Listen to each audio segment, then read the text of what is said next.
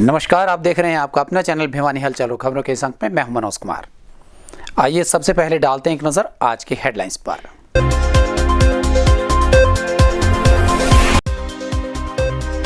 जिले में बुधवार को 3 कोरोना पॉजिटिव हुए ठीक, वहीं 5 नए मामले आए सामने।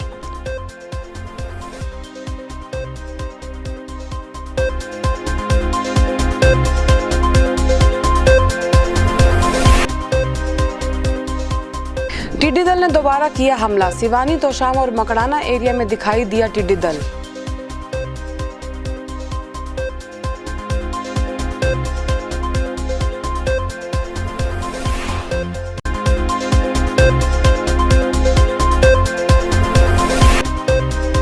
आठवीं कक्षा की परीक्षाएं लेगा शिक्षा बोर्ड, 11 साल बाद फिर से 8वीं कक्षा का बनाया बोर्ड।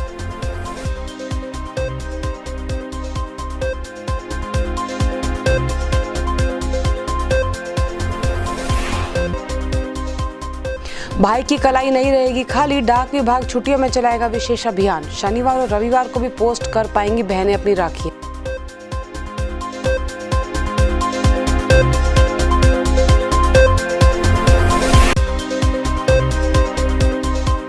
सिटी कॉलोनी के क्षेत्रवासियों ने बिजली समस्या को लेकर की नारेबाजी, एक्सन को सौंपा ज्ञापन।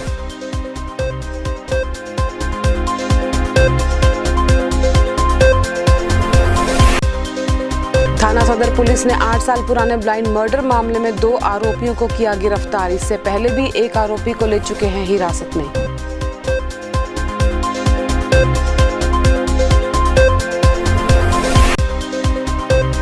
ट्यूबवेल कनेक्शन के लिए भटक रहा है किसान, सिक्योरिटी भरने के बाद भी नहीं मिला कनेक्शन। विभाग के चक्कर काटकर मायूस हुआ किसान।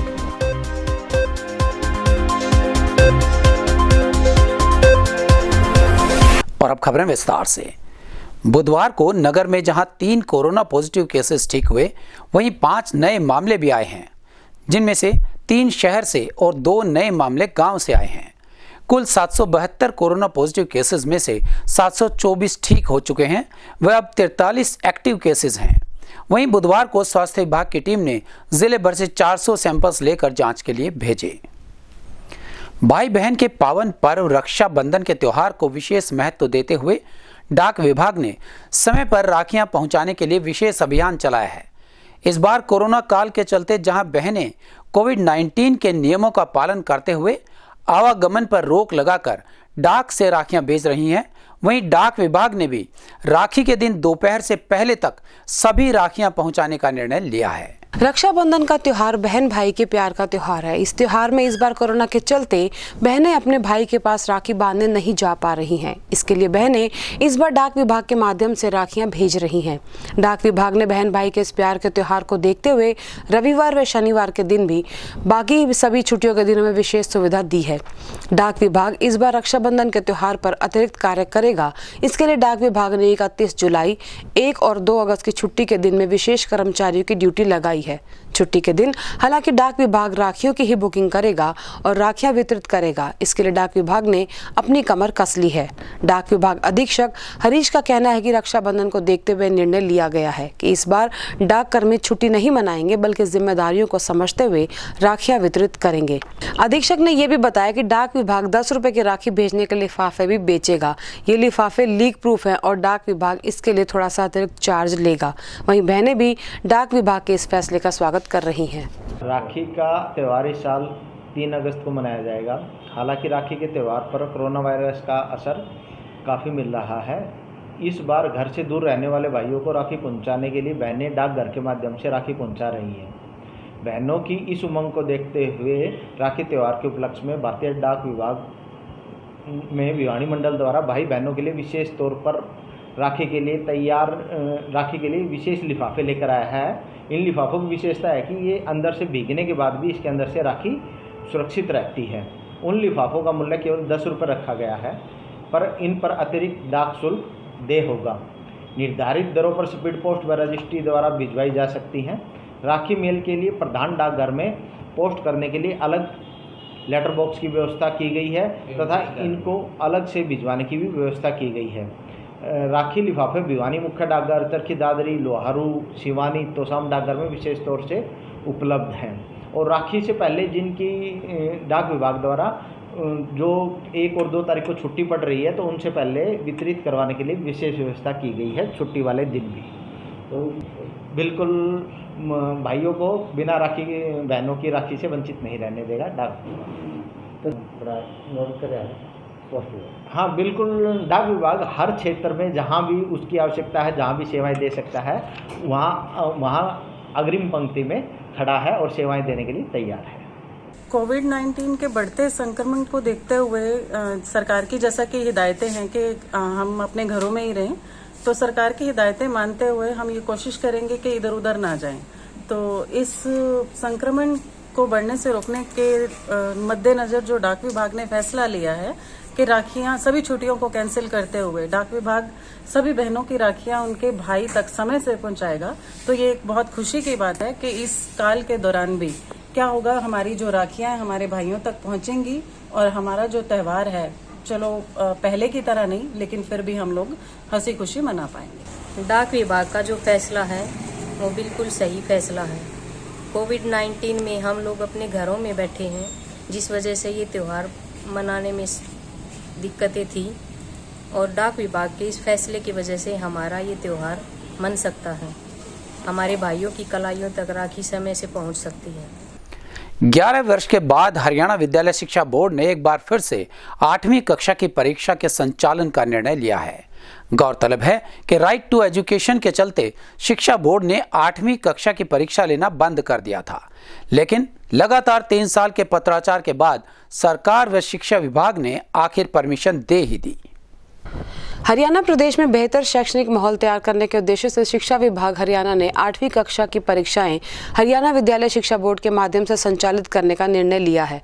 वर्ष 2009 तक हरियाणा विद्यालय शिक्षा बोर्ड 8वीं की परीक्षाएं लेता था, लेकिन राइट टू एजुकेशन एक्ट के चलते शिक्षा बोर्ड ने 8वीं की परीक्षाएं बोर्ड द्वारा लेनी बंद कर दी गई थी। पिछले 3 सालों से शिक्षा बोर्ड शिक्षा विभाग को 8वीं कक्षा की परीक्षाएं लेने के लिए पत्र लिख रहा था, जिस पर कार्रवाई करते हुए हरियाणा सरकार और शिक्षा विभाग ने 8वीं कक्षा में बोर्ड की परीक्षाएं लेने का निर्णय ले लिया है। हरियाणा विद्यालय शिक्षा बोर्ड की पिछले 3 साल से ये मांग थी। हमारे बोर्ड डायरेक्टर ने और एकेडमिक काउंसिल ने पास करके सरकार को भेजा हुआ था कि भी 8वीं की परीक्षा का विद्यार्थियों की ली जाए, ताकि ठीक से मूल्यांकन हो सके और 9वीं 10वीं में मूल्यांकन होने के बाद अच्छे विद्यार्थियों का प्रवेश हो सके। इस कारण से सरकार से लगभग पिछले 3 साल से हम निवेदन कर रहे थे। इस बार असेंबली में भी माननीय मुख्यमंत्री जी ने घोषणा की कि इस बार 8वीं का बोर्ड रहेगा, और आज बोर्ड को ये चिट्ठी प्राप्त होगी। तो मैं माननीय मुख्यमंत्री जी का और शिक्षा मंत्री जी का हार्दिक आभारी हूँ कि उन्होंने बोर्ड की परीक्षाएं लेने के लिए 8वीं के विद्यार्थियों की अनुमति दे दी है। सर, इसमें बच्चों को फेल न करने की बात भी आई सर, वो क्या मतलब? इसमें विषय ये है कि भी विद्यार्थी जो 8वीं की परीक्षा देंगे, क्योंकि अब तक आरटी चल रहा था, फेल ना करने की नीति के कारण से विद्यार्थी बिना पढ़े ही अगली कक्षा में हो जाते थे। तो ऐसे विद्यार्थी जो 8वीं में आ गए होंगे पिछली बार 7वीं की परीक्षा में फेल होने के बाद भी, तो ऐसे सभी विद्यार्थियों की परीक्षा ली जाए, और यदि वो सभी विषयों में फेल भी हो जाते हैं तो ऐसे विद्यार्थियों की दोबारा से तैयारी करा करके सभी सब्जेक्ट्स में 2 अवसर दिए जाएंगे ताकि वो अपने 8वीं कक्षा पास कर सकें। हाँ, एक किस्म से तो आप ये मान सकते हो कि 8वीं का जब रिजल्ट आए तो उसमें किसी विद्यार्थी को फेल ना किया जाए, क्योंकि उनकी अनुपूरक परीक्षाएँ तैयारी कराने के बाद 2 बार सभी विषयों की ली जानी है। इस पत्र के अनुसार ये निर्देशित किया। हालांकि इस निर्णय में ये साफ कहा गया है कि राइट टू एजुकेशन के तहत भले ही 8वीं कक्षा के बच्चे परीक्षा में फेल हों, लेकिन उन्हें फेल न करके 9वीं कक्षा में प्रवेश दे दिया जाएगा। हरियाणा विद्यालय शिक्षा बोर्ड के चेयरमैन डॉक्टर जगबीर सिंह ने बताया कि वर्ष 2021 के मार्च-अप्रैल में होने वाली 10वीं और 12वीं की परीक्षाओं के साथ ही 8वीं की बोर्ड परीक्षाएं भी इसी सत्र से संचालित कराई जाएंगी। आपको बताना चाहूँगा कि इस बार सरकार के निर्देशानुसार 8वीं का बोर्ड फिर दोबारा से लागू किया जाएगा, जो अगले सत्र से हम लोग इसकी परीक्षा जो जरूर लेंगे। ये लगभग 2010 में हमारी जो मार्च 2010 के अंदर आखिरी 8वीं की बोर्ड की परीक्षा हुई थी, और इसके अंदर 3,67,247 बच्चों ने अपेयर किया था, जिसमें से 3,44,698 बच्चे उत्तीर्ण हुए थे, पास हुए थे। और इसी को देखते हुए लगभग 10 साल बाद ये परीक्षा फिर दोबारा से अगले मार्च 2021 में हम लोग इसकी परीक्षा उसके आसपास के हम इसे बोर्ड की परीक्षा लेंगे।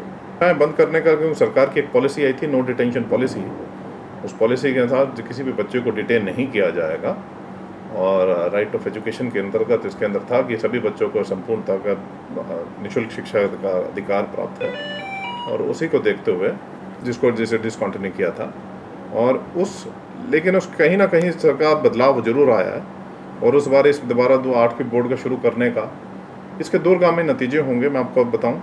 और लगातार अगर पिछले 4-5 साल के अगर आंकड़े देखेंगे तो आंकड़े ये दर्शाते हैं कि कहीं ना कहीं शिक्षा विभाग के अंदर मूलभूत तब्दीलियां हुई हैं, जो फाउंडेशन जो उनका कहूँ या फंडामेंटल चेंजेस आए हैं, जिसके कारण निरंतर जो रिजल्ट है वो बड़ा पॉजिटिव आ रहा है, बड़े सकारात्मक रिजल्ट आ रहे हैं 10वीं 12वीं।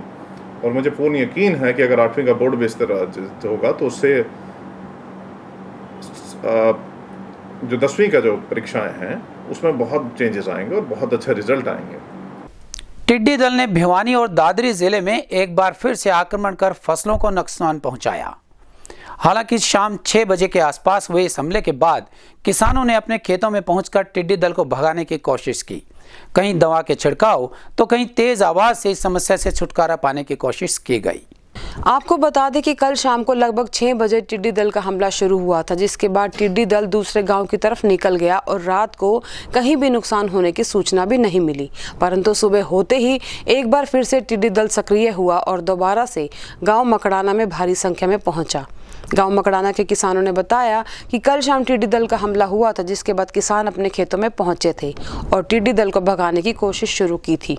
जिसके बाद देर रात लगभग 10 बजे प्रशासन की टीम भी गांव में पहुंची और कुछ जगहों पर दवाई का छिड़काव किया गया। वहीं किसानों ने बताया कि कुछ ट्रैक्टर उनके द्वारा भी छिड़काव के लिए लगाए गए ताकि टिड्डी दल का खात्मा किया जा सके, लेकिन सुबह होते ही टिड्डी दल सक्रिय हुआ और किसानों की परेशानी को बढ़ा दिया। पहले मैं पंचायत सदस्य मकड़ाना और हमने पंचायत की तरफ से शाम को ही सूचना दी गई थी कि लगभग 5:30 बजे के आसपास की वही ऐसे टिड्डियों का दल मकड़ाना के अंदर आ चुका है और काफ़ी बड़ा दल है। तो उनकी तरफ से हमने पूरा प्रयास किया कि भी गाँव वालों ने भी की उसकी तैयारी करी जाए, लेकिन प्रशासन लगभग 10-10:30 बजे के आसपास आया, जिसमें सिर्फ एक एडीओ था, एक सेक्रेटरी था और एक प्रीतपाल नाम का कोई एम्प्लॉइज और होगा।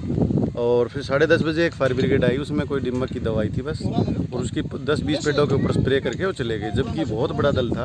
और फिर बोला कि सुबह करेंगे, 4 बजे का नाम लिया उन्होंने, लेकिन ना तो सुबह आए और ना अब तक कोई मदद करी गई है। कोई नुकसान होने की संभावना यहाँ पर दिखाई दे रही है? नुकसान काफ़ी है क्योंकि रात भर ये खेतों में ही थी और काफ़ी फसलों के आपको दिखाएंगे भी, ये पत्ते भी हैं और कुछ जीवों के अंडे भी थे, वो भी नहीं छोड़े इन्होंने। आज तो सभी किसान थे वो खेतों में थे और अपने थाली ये तसड़े थे इनका इंतजाम कर रखा था, ट्रैक्टर थे, वो बस इन्हीं से गुजारा किया है बजा के। और कल शाम को आई थी टिड्डियाँ, जब प्रशासन को बताया गया था, प्रशासन ने तकरीबन रात को 10 बजे के 10:30 बजे करीब एक फायर ब्रिगेड आई थी, उसमें कुछ थोड़ी बहुत दवाई मिला रखी होगी बस। 2 ट्रैक्टर हमारे थे, उन्होंने 1-1 शीशी लिथम की दी थी, तो दिमक की दवाई 21 की है, वो 1-1 शीशी वो दी थी, वो हमने छिड़काव की थी जी। और उसके बाद वो प्रशासन अपने चले गए। तो आज सुबह दोबारा से प्रशासन की टीम पहुंची है क्या? हाँ ना, सुबह नहीं आई है। तो अभी सुबह दोबारा से जैसे टिड्डियाँ पहुंची हैं, तो क्या कुछ अब किया गया है? अभी कुछ वो प्रशासन की तरफ से कुछ सहयोग नहीं हुआ है अभी तक। तो आज जो सहयोग है वो किसान भाइयों का है, वो आपस में एक दूसरे के खेत में जाके टिड्डियों को उड़ाने का काम कर रहे हैं।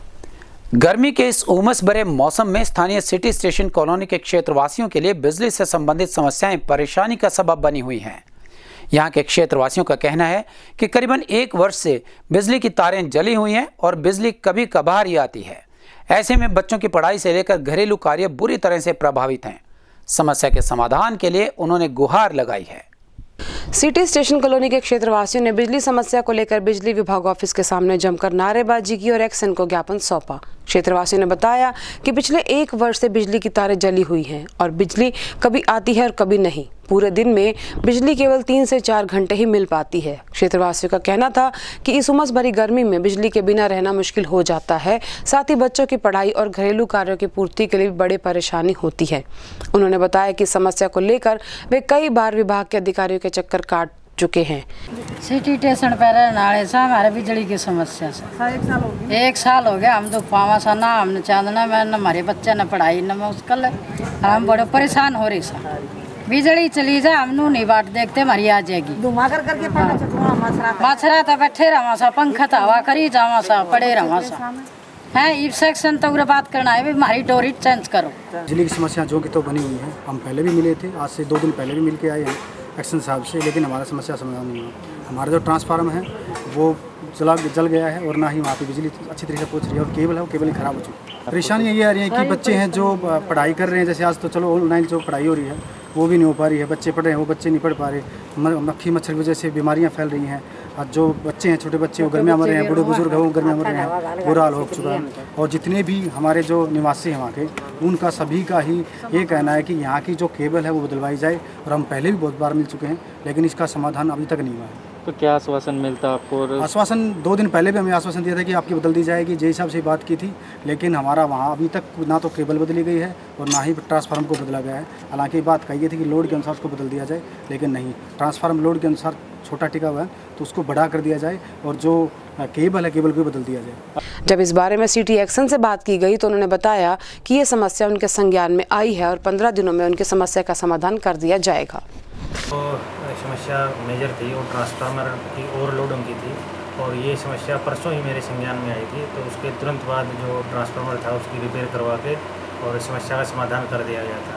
परंतु ये कॉलोनी है, इसके अंदर घर बहुत ज़्यादा बन गए हैं और लोड उतना प्रॉपर अप्लाई नहीं हुआ था, जिसके कारण ये समस्या आई, क्योंकि प्रॉपर इलेक्ट्रिफिकेशन इस प्राइवेट कॉलोनी के अंदर नहीं हो पाया था। और इसके बारे में जो SDO हैं ऑपरेशन सबर्बन नंबर 1 उनको डायरेक्शन दे दी है कि लोड के हिसाब से एक्चुअल लोड चेक करके हर एक घर का, तो जो इलेक्ट्रिफिकेशन प्लान के तहत अपनी केबल बिछनी चाहिए उसके हिसाब से हम इसका आने वाले 15 दिनों के अंदर इसका काम करेंगे। थाना सदर पुलिस भिवानी द्वारा सूचना के आधार पर दिसंबर 2012 में एक व्यक्ति को जलाकर मार देने के मामले की गुत्थी को सुलझा लिया गया है। करीबन 8 साल बाद फिर से उजागर हुए इस मामले के 3 आरोपियों को गिरफ्तार कर लिया गया है। सदर थाना प्रबंधक श्री भगवान ने इस बारे में विस्तार से जानकारी दी।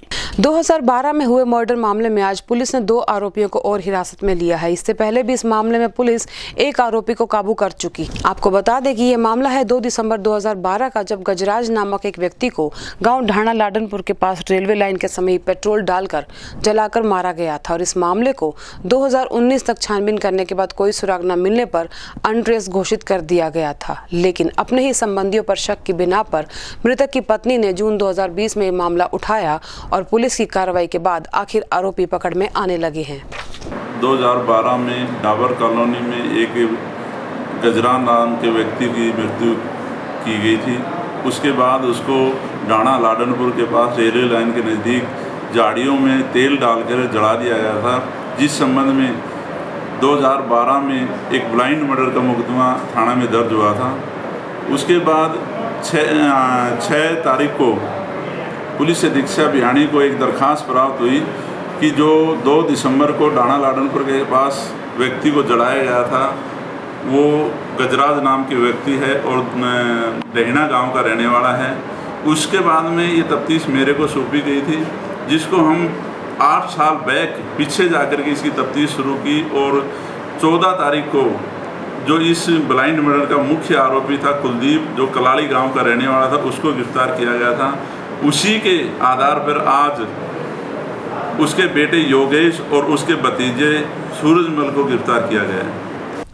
खेत में फसलों की सिंचाई के लिए ट्यूबवेल कनेक्शन लेने के लिए एक किसान ने अपनी भैंस और घर का जरूरी सामान भी बेच दिया, लेकिन ट्यूबवेल कनेक्शन फिर भी नहीं मिला। इसके लिए सिक्योरिटी भरने के बाद भी है किसान जोगेंद्र सिंह विभाग के अनेकों चक्कर काट चुका है, लेकिन उसके अनुसार बिजली विभाग के कर्मचारियों के कान पर जूं तक नहीं रेंगती। बिजली विभाग का एक और कारनामा देखने को मिला है। सिक्योरिटी भरने के बाद भी किसान को ट्यूबवेल का कनेक्शन नहीं दिया गया। ये पूरा मामला गांव चांग का है। गांव चांग के किसान जोगेंद्र सिंह ने बताया उसने अपने खेतों में ट्यूबवेल कनेक्शन के लिए 2015 में बिजली सिक्योरिटी के 30,000 रुपए जमा कराए थे। उसके बाद भी अब तक उसे कनेक्शन नहीं दिया गया है। इतना ही नहीं, कुछ दिन पहले उसे विभाग की तरफ से 1 लाख रुपए जमा करवाने का नोटिस भी भेजा गया है। जोगिंदर ने बताया इस काम के लिए उसने पहले ही अपनी भैंस और घर का जरूरी सामान बेच दिया है, लेकिन ट्यूबवेल का कनेक्शन उसे अब तक नहीं मिला है और इसके लिए विभाग के चक्कर काटकर भी वो थक चुका है। वहीं किसान ने बिजली विभाग के अधिकारियों पर उसे तंग करने के भी आरोप लगाए हैं। 2015 जी मैंने सिक्योरिटी भरी थी जी, ट्यूबवेल की कनेक्शन के लिए। तो फिर उन्होंने मेरे पास नोटिस भेजा कि आप 30,000 रुपये जमा करा दो। मैंने जी 30,000 रुपये जमा करा दिए, दुख सुख पा के बहुत कष्ट करके न जी। फिर जी मैंने इन्होंने फिर कराया भी मोटर के पैसे जमा कराओ जी। फिर मैंने मोटर की ने अंदर से रसीद काट के दे दी 21,000 कुछ रुपए की, फिर वो जमा करा दी। फिर उन्होंने जी मेरा नोटिस निकाल के दे दिया 1,25,000 रुपये का, फिर जल्दी पैसे भर दे। फिर मैंने क्या कराया, भैंस बेच दी, टूम बेच दी, आधे मोल में जी 70,000 की भैंस थी, मैंने 50,000 में बेच दी। फिर मैंने पैसे कमी रहेगी, फिर मैंने अपने घर के दाने बिल्कुल बेच दिए जी। फिर कनेक्शन मिल जाएगा, ये रोटी कमाने खाने का रास्ता फिर हो जाएगा जी। फिर वो बेच के यहाँ SDO के पास गया, भी मेरे पैसे भराओ। वो कहने लगे जी सर जी आपके पैसे तो नहीं भरे जाएंगे। फिर मैं एक्शन साहब के पास आया, एक्शन साहब ने ये कहा भी आपके मोटर ऑनलाइन पैसे नहीं भरेंगे। मैं कहा जी मैंने सब कुछ बेच के मैं पैसे कटे, मेरे पैसे भरवाओ। मैं परेशान छोटा जिम्मेदार हूँ, मेरे पास 4 किले ज़मीन है, मेरे रेत की ज़मीन है, टिब्बे की, तेल से मेरा पूरा पालन नहीं पड़ता। मैंने इसलिए बेची थी टूम टाम, फिर कमाई करके खेती से करके फिर टूम ले लेंगे जी। आधे मतलब घर में जी फिर पैसे भरने के लिए आया, इन्होंने मेरे पैसे जमा नहीं कराए। इन्होंने फिर क्या किया कि इन्होंने SDO ने बोले भी तेरे को चेक दे देंगे, 1 हफ्ते के बाद में तेरे को कनेक्शन दे देंगे जी। मैंने जी इनके चक्कर गिनती तो है नहीं, और लॉकडाउन में भी चक्कर काटे हैं, वैसे भी चक्कर काटे, कभी इसके पास कभी इसके। फिर मैंने जी SC के पास दरखास्त दी, इसके पास SC ने भी मेरी इतनी सुनाई नहीं करी। फिर मैंने जी दी है DC को दरखास्त, फिर इन्होंने आश्वासन दिया। फिर एक चक्कर इनका और होगा जी, मैंने भाई मेरे को कनेक्शन दो, ये नो बोला भी आपको हम थाने में पकड़ा देंगे। एक इंजाम किसान के लिए अपनी अरदास करने के लिए, इनके प्रदर्शन करने के लिए आता है, तो उल्टी ये थाने के नाम लेते हैं, थाने के अंदर पकड़ा देंगे जी। ये दोनों इसकार एक और बड़े बड़ा इनको मैंने दरखास्त DC को दी है। फिर SC ने मेरे को फिर आश्वासन दिया है कि आपको कनेक्शन मिलेगा किसी तरीके से। मैं अब 20 दिन फिर हो गए चक्कर काटते कि मेरे तो आपके कनेक्शन के आप कितने पैसे विभाग को जमा करवा चुके हैं? अब जी मैं 30,000 तो मेरे जमा पड़े हैं जी। 1,25,000 का नोटिस निकाल दिया, गेहूँ टूम छल्ला सब कुछ बेच दिया मैंने बिल्कुल। घर अब हमारे घर की टूम का मेरे को कुछ सुनारा नहीं दिया मेरे को भी, उसमें भी घाटा 70,000 की मैच मैंने 50,000 की बेच दी। ये पैसे चाहिए मेरे को जी। इन्होंने मेरा बुरा हाल कर दिया जी, ना इधर का छोड़ दिया ना उधर का छोड़ दिया। भारतीय मजदूर संघ ने अपने पूर्व निर्धारित कार्यक्रमानुसार 24 से 30 जुलाई तक शहर में प्रदर्शन किए हैं। अपनी मांगों से संबंधित एक ज्ञापन भी प्रधानमंत्री के नाम जिला उपायुक्त को सौंपा गया। अपना आक्रोश जताते हुए अनेक तरह की मांगों को लेकर इन्होंने नगर के मुख्य मार्गों पर प्रदर्शन किया और जोरदार नारेबाजी भी। बुधवार को भारतीय मजदूर संघ के सदस्यों ने शहर भर में प्रदर्शन करते हुए जिला उपायुक्त भिवानी को प्रधानमंत्री के नाम ज्ञापन सौंपा। भारतीय किसान मजदूर संघ के उपाध्यक्ष रतनलाल कौशिक ने बताया कि भारतीय मजदूर संघ ने 7 जुलाई को बैठक में निर्णय लिया था कि 24 से 30 जुलाई तक वे सरकारी विभागों के अनेक विभागों में धरना प्रदर्शन और संगोष्ठियां करेंगे और सरकार को जगाने का काम करेंगे। इसी कड़ी में आज उन्होंने शहर में प्रदर्शन किया और जिला उपायुक्त को ज्ञापन सौंपा। उनकी मांग है कि सरकार ठेका प्रथा सरकारी नौकरियों में पूर्णतः बंद करे और कच्चे कर्मचारियों को समय पर वेतन दे। कार्य समिति ने 7 जुलाई को बैठक में निर्णय लिया था कि केंद्र की सरकार जितने भी सरकारी उपक्रम है, चाहे रेलवे का है, चाहे और अनेक प्रकार की बैंक है, अनेक प्रकार की जितनी इंडस्ट्री थी उनको बेचने का काम केंद्र की सरकार कर रही है। उनके अंदर ठेकेदारी प्रथा लागू करने की बात कर रही है, निजीकरण की बात कर रही है। भारतीय मजदूर संघ ने उनका डट के विरोध करने की बात कही है। उसके अंदर सरकार जगाओ अभियान चला करके 24 जुलाई से 30 जुलाई तक सभी जिला मुख्यालयों पर कार्यक्रम हो रहे हैं पूरे देश के अंदर। और इसके बाद 30 तारीख के बाद भी सरकार अगर हमारी बात को नहीं मानती है तो 30 तारीख के बाद केंद्र की कार्यकारिणी की बैठक होगी। बैठक के अंदर जो निर्णय लिया जाएगा उसको हम जमीन पर लड़ाई लड़ेंगे, इसमें कोई दो राय नहीं है। भारतीय मजदूर और अब जाने से पहले एक नजर आज की हेडलाइंस पर।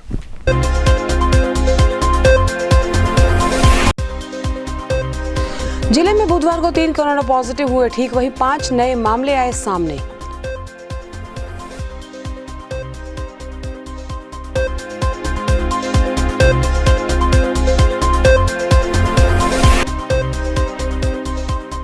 टिड्डी दल ने दोबारा किया हमला। सिवानी, तोशाम और मकड़ाना एरिया में दिखाई दिया टिड्डी दल।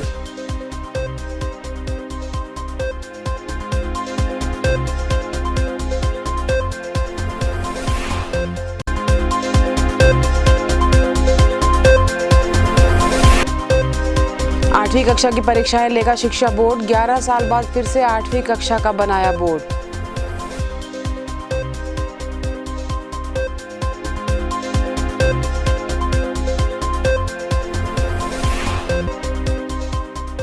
भाई की कलाई नहीं रहेगी खाली, डाक विभाग छुट्टियों में चलाएगा विशेष अभियान। शनिवार और रविवार को भी पोस्ट कर पाएंगी बहनें अपनी राखी।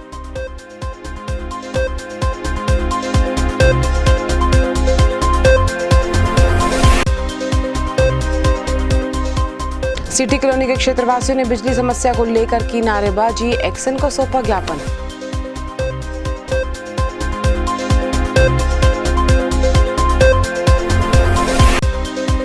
थाना सदर पुलिस ने 8 साल पुराने ब्लाइंड मर्डर मामले में 2 आरोपियों को किया गिरफ्तार। इससे पहले भी एक आरोपी को ले चुके हैं हिरासत में।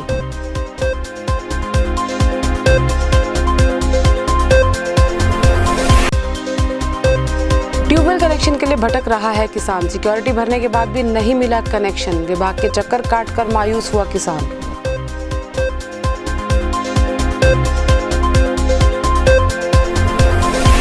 हमारे संग में बस इतना। अगले लिंक के लिए देखते रहेगा आपका अपना चैनल भिवानी।